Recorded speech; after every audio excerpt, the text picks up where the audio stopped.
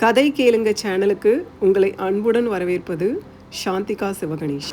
செல்வத்துள் செல்வம் செவிச்செல்வம், அச்செல்வம் செல்வத்துள் எல்லாம் தலை. இந்த திருக்குறளோட அர்த்தம், நம்மக்கிட்ட இருக்கிற எல்லா செல்வத்தையும் விட ரொம்ப பெரிய மேலான செல்வம் எதுனா நம்ம காதால் கேட்டறிஞ்சு தெரிஞ்சுக்கிற அறிவு செல்வம் தான். அப்படிப்பட்ட செல்வத்தை பெருக்கிக்க நிறைய நல்ல விஷயங்களை கேளுங்க. நண்பர்களுக்கு வணக்கம். அத்தியாயம் 3.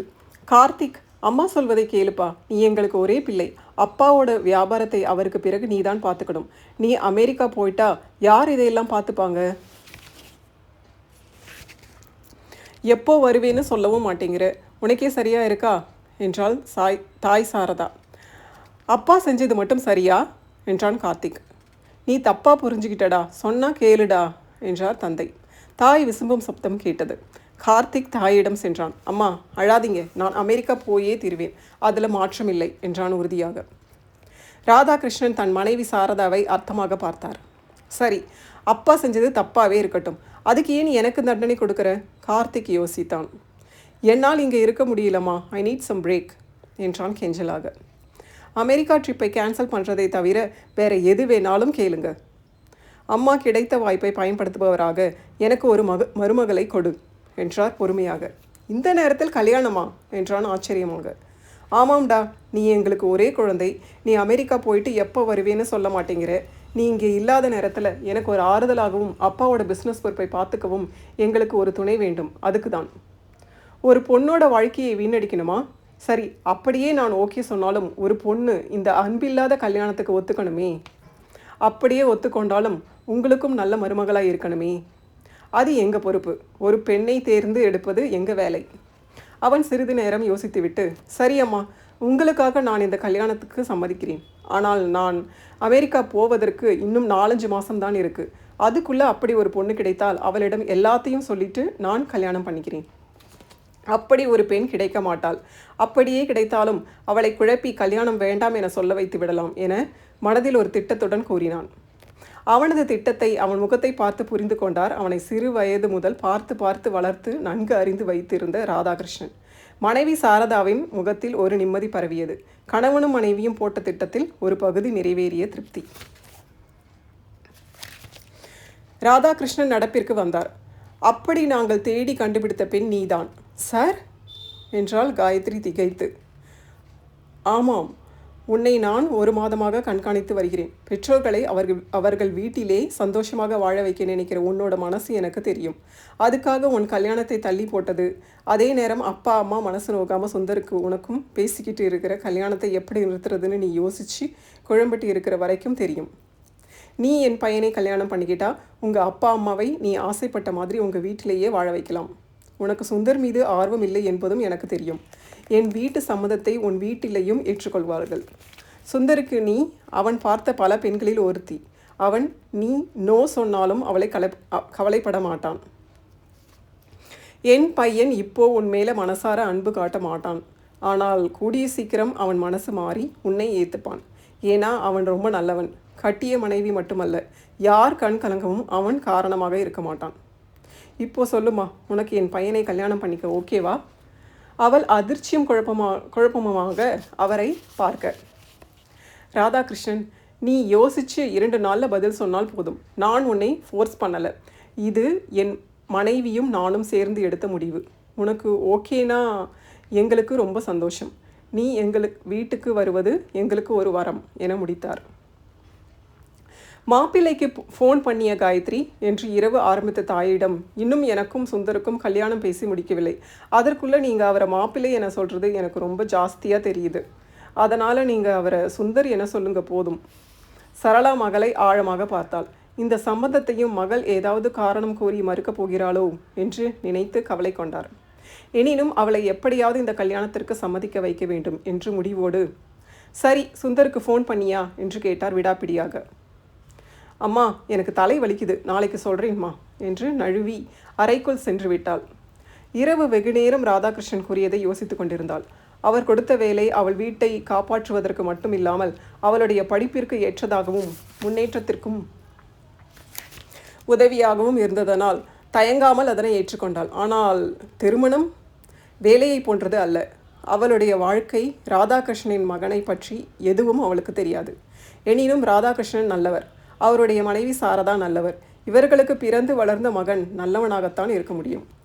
அவனுடைய காதல் அவளுக்கு ஒரு தடையாக தோன்றவில்லை. ஏனெனில் அந்த காதலிக்கு திருமணமாகிவிட்டது. அவன் அமெரிக்கா தன்னை விட்டு போவதை நினைத்து அவளுக்கு கவலை இல்லை. பல திருமணமான பெண்கள் வெளிநாட்டில் கணவன் இருக்க தாய்நாட்டில் தான் வாழ்ந்து கொண்டு இருக்கின்றனர். அவள் இங்கு இருந்தால் ஒரே குழந்தையான தன்னை திருமணம் செய்து கொடுத்த பின்பு தனித்து இருக்கும் பெற்றோர்களை அவள் அடிக்கடி போய் பார்த்துவிட்டு அவர்களுக்கு ஆறுதலாக இருக்கலாம். மேலும் ராதாகிருஷ்ணன் கூறியது போல அவன் மனம் மாறி அவளுடன் சந்தோஷமாக வாழ்ந்தால் அனைத்து பிரச்சனையும் தீர்ந்துவிடும். அவள் பொறுமையாகவும் பக்குவமாகவும் நடந்து கொள்ள வேண்டும், அதுதான் முக்கியம். ஒருவேளை அவன் கெட்டவனாக இருந்து சொந்த வீட்டை காப்பாற்றுவதற்காக ஒரு கெட்டவனை மகள் திருமணம் செய்து கொண்டாள் என அறிய நேர்ந்தால் பெற்றோர்கள் வீட்டை காப்பாற்றியதை எண்ணி ஆனந்தப்பட மாட்டார்கள். பின்பு அவளுடைய நிம்மதியோடு சேர்ந்து பெற்றோர்களுடைய நிம்மதியும் பறிப்போய்விடும். எதற்கும் எச்சரிக்கையாக அவனிடம் பேசி அவனை பற்றி அறிந்த பிறகு நாம் இந்த திருமணத்திற்கு ஒத்துக்கொள்ள வேண்டும் என்று முடிவெடுத்து உறங்கினாள். ராதாகிருஷ்ணன் மனைவி சாரதா மகன் கார்த்திக் வருகைக்காக காத்திருந்தனர். இரவு 11 மணி கார்த்திக் வீட்டிற்குள் நுழைந்தான். தாயும் தந்தையும் தனக்காக காத்து கொண்டு சோஃபாவில் உட்கார்ந்து இருப்பது தெரிந்தது. பொதுவாக இரவு 10 மணிக்கு தூங்கிவிடுவார்கள். என்ன முக்கியமான விஷயம் அம்மா என்றான் கார்த்திக் தாயை பார்த்து. நாங்கள் சொன்னது போலவே ஒரு பெண்ணை பார்த்து இருக்கிறோம். ஒரே மாதத்தில் ஒரு பெண்ணை பார்த்து விசாரித்து முடிவு பண்ணிட்டீங்களா என்றான் கேள்வியாக. ஆமாம்டா, நல்ல பொண்ணு, நம்ம குடும்பத்துக்கும் உனக்கும் ஏற்ற பொண்ணு என்றார் சாரதா. உங்களுக்கு ஏற்ற பொண்ணுன்னு சொல்லுங்கள், என்னை பற்றி எல்லாத்தையும் சொல்லிட்டீங்களா? சொல்லியாச்சு என்றார் ராதாகிருஷ்ணன். அந்த பொண்ணு ஓகே சொல்லிட்டாளா என்றான் ஆச்சரியமாக. ஏதோ சொல்ல வந்த மனைவியை பார்வையால் மறுத்து சொல்லிவிட்டாள் என்று பொய் கூறினார் ராதாகிருஷ்ணன். சாரதா ராதாகிருஷ்ணனை பார்த்து விழிக்க மகன் இருவரையும் கூர்ந்து கவனித்தான். தாயின் முகத்தை பார்த்த கார்த்திக், ஏதோ இடிக்குதே, நான் அந்த பெண்ணை பார்த்து பேசணும் என்றான். தாய் திகைக்க, தந்தை, பேசலாம், நானே ஏற்பாடு பண்ணுறேன் என்றார். சரி, யாருன்னு தெரிஞ்சுக்கலாமா என்றான் மகன். கூடிய சீக்கிரம் சொல்கிறேன் என்று முடித்து எழுந்துவிட்டார். மறுநாள் காலை தன் மேஜை மீது இருந்த ஃபைலை சரி செய்து முடித்துவிட்டு ராதாகிருஷ்ணனிடம் கையெழுத்து வாங்க அவரது அறைக்கு சென்றாள் காயத்ரி. அவர் நாற்காலியோடு அந்த பக்கம் திரும்பி இருந்தார். அவள் மேஜை மீது ஃபைலை வைத்து, சார், நீங்கள் இந்த பேப்பர்ஸில் சைன் பண்ணிட்டீங்கன்னா நான் அனுப்பிடுவேன் என்றாள் காயத்ரி. சுழல் நாற்காலி திரும்பியது. அவள் நிமிர்ந்து பார்த்தாள். ஒரு இளம் ஆண் அந்த நாற்காலியில் உட்கார்ந்திருந்தான். சாரி, நீங்கள் யாருன்னு எனக்கு தெரியல என்றாள். காயத்ரி அவனை நிமிர்ந்து பார்த்து, அவனை எங்கேயோ பார்த்தது மாதிரி தோன்றியது அவளுக்கு. உன்னோட புருஷன் என்றான் அலட்சியமாக. வாட் என்றால் அதிர்ச்சியும் குழப்பமுமாக. அவன் தொடர்ந்தான், நான் கார்த்திக். சாரி, கார்த்திக்னு யாரையும் எனக்கு தெரியாது என்றால் புரியாதவளாக. அவன் பலமாக சிரித்தான். ராதாகிருஷ்ணனின் சன் என்றான் அவள் முகம் மாற்றத்தை கவனித்து. என்னை பார்த்தது இல்லை, பேர் கூட தெரியாது, ஆனால் கல்யாணத்துக்கு ஓகே சொல்லிட்டு ஐ கான்ட் பிலீவ் திஸ் என்றான் கோபமாக. அவளுக்கு அவன் கூறியது குழப்பமாக இருந்தது. நான் எப்போ ஓகே சொன்னேன், இன்னும் முடிவு சொல்லலையே என்று நினைத்தாலும் அவன் என்ன சொல்ல வருகிறான் என கவனித்தாள். தணிகாச்சலம் அங்கிள் கிட்ட விசாரித்து உன்னை கண்டுபிடித்தேன். சரி, விஷயத்துக்கு வருவோம். நான் ஒரு பெண்ணை லவ் பண்ணேன் தெரியுமா என்றான். அவள் உங்களை விட்டுவிட்டு வேறு ஒருவனை கல்யாணம் பண்ணிக்கிட்டான்னு கூட தெரியும் என்றாள் தெளிவாக. கல்யாணமாகி 3 மாதத்தில் நான் அமெரிக்கா உன்னை இங்கே விட்டுட்டு போகிறேன்னு தெரியுமா? எப்போ வருவேன்னு எனக்கே தெரியாது என்று அந்த உன்னை என்ற எழுத்தில் அழுத்தம் கொடுத்து சொன்னான். அமெரிக்கா நான் வர முடியாத இடமில்லையே, வந்து உங்களை பார்த்துட்டு கூட வரலாம் என்றால் உறுதியாக. உறுதியை கண்டு வியந்து தன் கடைசி அஸ்திரத்தை கையில் எடுத்தான். அப்போது எல்லாத்துக்கும் துணிஞ்சவள் தான் நீ. 3 மாத கல்யாண வாழ்க்கை, அதுவும் அன்பு இல்லாமல் ஓகேவா உனக்கு? என்ன மாதிரி பொண்ணு நீ? காசு கொடுத்தா அதே வாழ்க்கைக்கு இப்போ கூட ரெடியா? அவளுக்கு வந்த கோபத்தில் செருப்பு பீய்ந்து விடும் என்றாள் கோபமாக. இவன் இவ்வளவு மோசமானவனா? இவனை நான் கல்யாணம் செய்து கொள்வதா? முடியாது என்று இவனிடமே கோரிவிடுவோம் என்று நினைத்தாள்.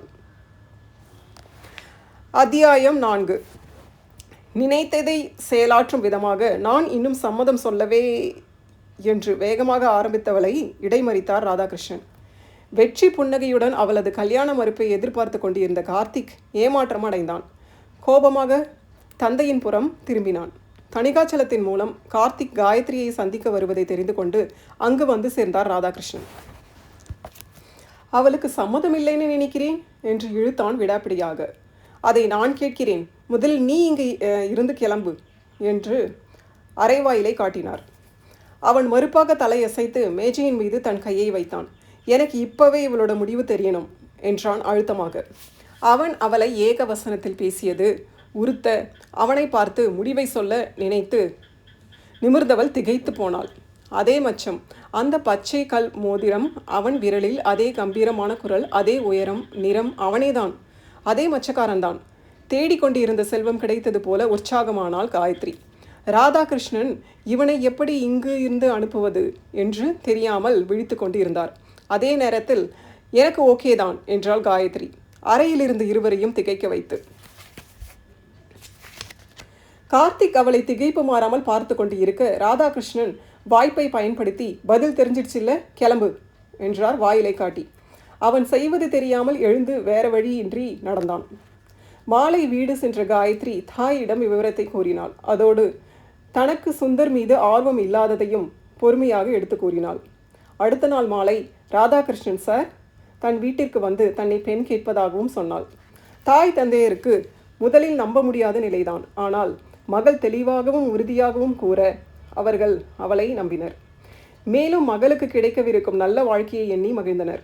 இது நடக்க வேண்டும் என்று இறைவனை பிரார்த்தனை செய்தனர். அடுத்த நாள் காலை நன்கு உடுத்தி கொண்டு தயாராகி வேலைக்கு சென்றாள். ராதாகிருஷ்ணனிடம் கையெழுத்து வாங்க வேண்டிய ஃபைலை எடுத்துக்கொண்டு அவர் அறைக்கு சென்றாள். அவரிடம் கையெழுத்து வாங்கி கொண்டு திரும்பி தன் அறைக்கு வந்தாள். ஏனோ ஏமாற்றமாக உணர்ந்தாள். யோசித்த போது நேற்றையது போல அந்த எம்டி நாற்காலியில் கார்த்திகை எதிர்பார்த்தது மனம் என்று நினைக்கும் போதே அவனது கோபமும் ஏளனமும் நிறைந்த பேச்சு அவள் மனதை அலைபாயாமல் அடக்கியது. மாலை வீடு வந்து சேர்ந்தாள் காயத்ரி. மணக்க மணக்க டிஃபன் கிச்சனில் தயாராகி கொண்டிருப்பதை உணர்ந்தாள். தன் அறைக்கு சென்று நீராடிவிட்டு ஒரு அழகான பச்சை நிற பட்டில் பொருத்தமான அலங்காரத்தில் தயாரானாள் பெண். கிச்சனுக்கு சென்றாள். என்னம்மா, காஃபி டிஃபன் எல்லாம் வாசனை பயங்கரமாக இருக்கு என்று அம்மாவின் கன்னத்தை செல்லமாக கிண்ணினாள். நறுமணத்தை அனுபவித்தவாறு தாய் மகளின் புறம் திரும்பினாள். மகளிடம் பழைய குறும்பு நெடு நாட்களுக்கு பிறகு எட்டி பார்ப்பது தெரிந்தது. இதற்கு முன்பு இவ்வளவு உற்சாகமாகவும் சந்தோஷமாகவும் பெண் பார்க்க காயத்ரி தயாரானது இல்லை என்பதை நினைத்து கொண்டாள். மகள் ஆசைப்படியே இந்த திருமணம் நன்றாக நடக்க வேண்டும், மகளும் மாப்பிள்ளையும் நல்லபடியாக ஒற்றுமையாக வாழ வேண்டும் என்று இறைவனை வேண்டினாள். ராதாகிருஷ்ணனும் அவரது மனைவி சாரதாவும் மாலை 6 மணி அளவில் வீட்டுக்கு வந்தனர். காயத்ரி தாய் தந்தையருக்கு அவர்களை அறிமுகப்படுத்தி வைத்தாள். நீங்கள் வந்ததில் எங்களுக்கு ரொம்ப சந்தோஷம். இந்த சம்மதத்தில் எங்களுக்கு சம்மதம். உங்கள் பையன் உங்கள் கூட வரலையா என்று கேட்டால் தாய் சாதாரணமாக. இப்போ வந்துடுவான், ஒரு முக்கியமான வேலையாக போயிருக்கான், அதனால் அப்புறம் வந்து ஜாயின் பண்ணிக்கிறதா சொன்னான் என்று ராதாகிருஷ்ணன் மழுப்பினார். காயத்ரிக்கு தெரியும் அவன் இங்கே வரமாட்டான் என்று. எனவே அவள் தாயிடம் திரும்பி, அம்மா அவரோட ஃபோட்டோ பார்க்கலாம் என்று கூறி ராதாகிருஷ்ணனிடம் மொபைலை வாங்கி ஃபோட்டோவை தாய் தந்தையிடம் காட்டினாள். அவர்களுக்கு பரம திருப்தி. காயத்ரி பொதுவான விஷயங்களை சாரதாவிடம் பேசிக்கொண்டிருந்தாள். தாய் சரளா காஃபி டிஃபன் எடுத்து கொண்டு வந்து எல்லோரிடமும் கொடுத்தாள். சாரதா அதை சாப்பிட்டுவிட்டு அருமையாக இருப்பதாக கூறினார். சரளாவிற்கு அந்த தம்பதியர்கள் பேசிய விதம், பழகிய விதம் மிகவும் பிடித்துவிட்டது.